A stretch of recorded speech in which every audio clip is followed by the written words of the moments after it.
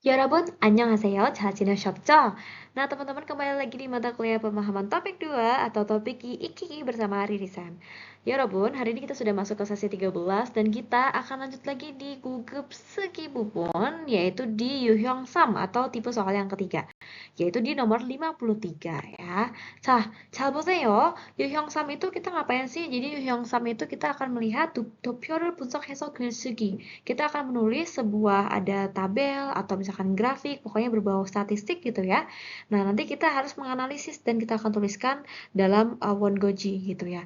Nah, misalkan contohnya ini ya. 다음은 60세가 넘어서 혼자 살아야 할 때 행복한 삶을 위해서 꼭 필요하다고 생각하는 것에 대해 60, 75세의 노인 300명을 대상으로 실시한 설문조사입니다.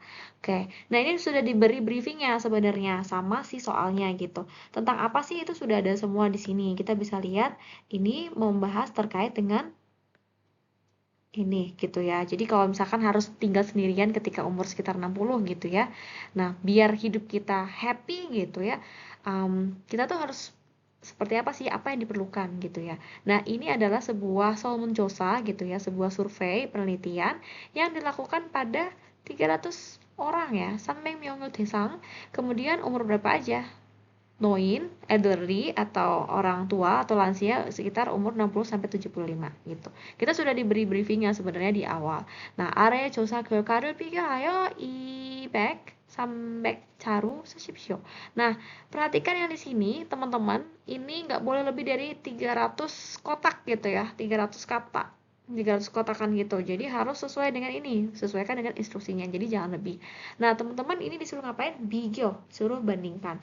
자, 여러분, 결과를 잘 보세요. Silakan lihat hasil dari si 설문조사nya. Ada 남성, ya, ini untuk yang laki-laki dan juga ada yang perempuan, yosong gitu. Nah, tulislah semua informasi yang ada dalam perbandingan ini. Jadi apapun doppio yang teman-teman lihat harus ditulis secara jelas gitu. Misalkan perbandingannya nih, kan ini ada 경제력, ada 취미 활동, ada 친구, kita, kongang, dua-duanya ada.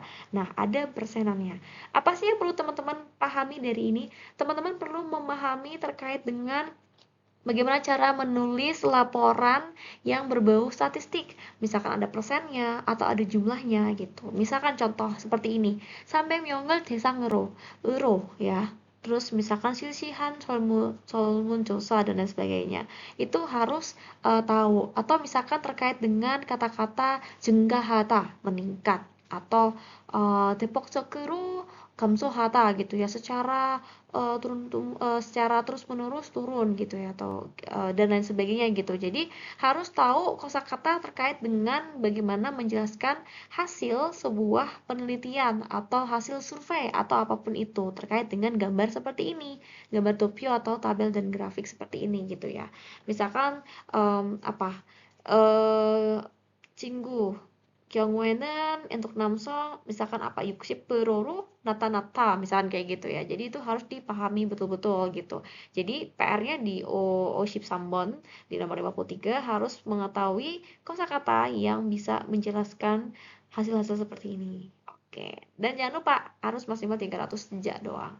Oke, sukses ya Robun. Nanti kita akan belajar lagi ya di LMS terkait 53 ini. Nanti saya akan jelaskan lebih lanjut di VidCon dan juga nanti di modulnya terkait dengan 문법 apa saja yang bisa dipakai dalam menjelaskan 도표.